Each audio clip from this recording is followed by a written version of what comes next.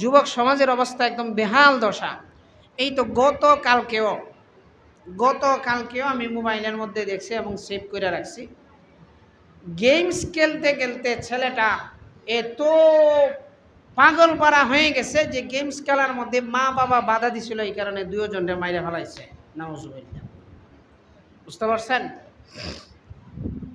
Games খেলতে খেলতে এত আসক্ত হইছে যে মা বাবা এগুলার মধ্যে বাধা দেওয়ার কারণে নিজের মা নিজের বাবারে মাইরা ফালায় রেখে দিছে। পরবর্তীতে জানা গেছে যে ছেলে মারছে। একটা দুইটা ঘটনা নয়, বহু ঘটনা এমন আছে।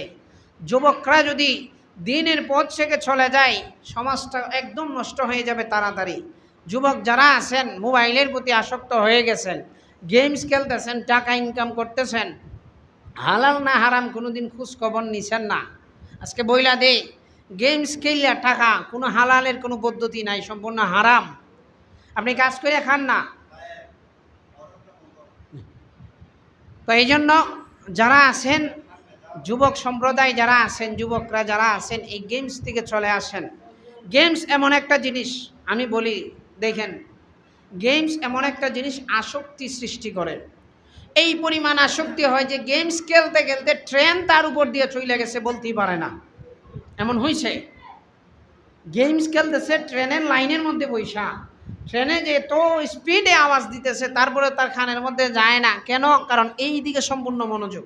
আর এই সময় যদি কেউ গিয়ে তারে একটুখানি ডিস্টার্ব করে, মন চাইবে সাথে সাথে তার দম বন্ধ করে মাইরা লাইতে, কারণ সম্পূর্ণ মেধাটা মোবাইলের ভিতরে থাকে। এই কারণে দেখবেন মাঝে মধ্যে কিছু পোলাপান আছে ছোটো ছোটো, গেমসের প্রতি আসক্ত হওয়ার কারণে শরীর স্বাস্থ্য ভালো হয় না, মোটা হয় না, খালি দিনকে দিন শুকাইতে আছে। কেন জানেন? আপনি তো ঘুমাইয়ে গেছেন, ছেলে দরজা বন্ধ করে সারা রাত তসবি পড়তেছে, আর দিন 12টার সময় ঘুম থেকে উঠতেছে। আপনি বলেন পোলারে ভালো করে খাবার খাওয়াই, কি ভালো খাবার খাওয়াই, হাড়ির মধ্যে সবচাইতে বড় মাছটা আমি না খাওয়াই, পুষ্টিকর খাবার খাওয়াই, আমার ছেলের শরীরের মধ্যে কি গুস্ত লাড়া দিতে পারে না? এইটা দেখি না কেন, সে খালি শুকায় কেন? ডাক্তারের কাছে গিয়ে যান, ওষুধ নিয়ে আসেন, যে ফার্মের বড়ি ছাড়া যা আছে সবই খাওয়াইতেছেন, কিন্তু ছেলের তো আর উন্নতি হয় না। কিন্তু কোনোদিন আপনি ডাক্তারের কাছে এইটা বলেন না যে আমার ছেলে যে রাত্রে কোনা নিয়ে তসবি পড়ে মোবাইল লইয়া। মুক্ত বাতাসের খুঁজে একটা বই আমি আগে বলছিলাম, এই বইটা পড়বেন যুবক যারা আছেন। মোবাইল আসক্তি খুবই ভয়ঙ্কর।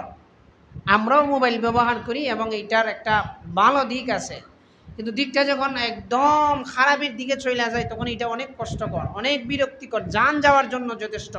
এমন অহরহ ঘটনা আছে যেগুলো শুধুমাত্র মোবাইল আসক্তির কারণে ছেলেগুলা জীবন দিয়ে দিছে।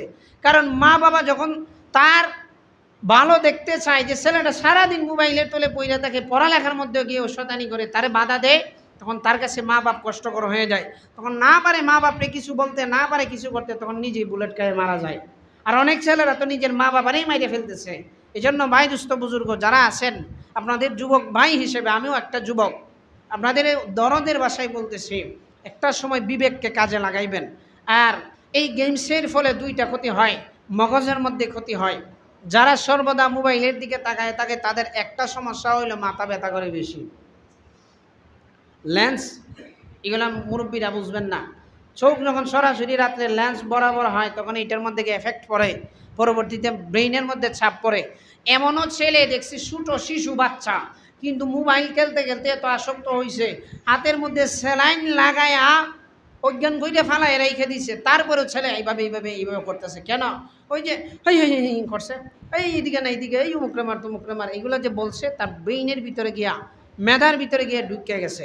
এই জন্য ভাই আমি কাউকে নির্দিষ্ট করে বলি নাই, এবং কেউ কাউকে খুশা দিয়েও কথাটা বলবেন না যে ইমাম সাহেব মনে আজকে তোমারে বলছে না, আমি সবাইরে উদ্দেশ্য করে বলছি, আপনাদের ভালোর জন্যই বলছি।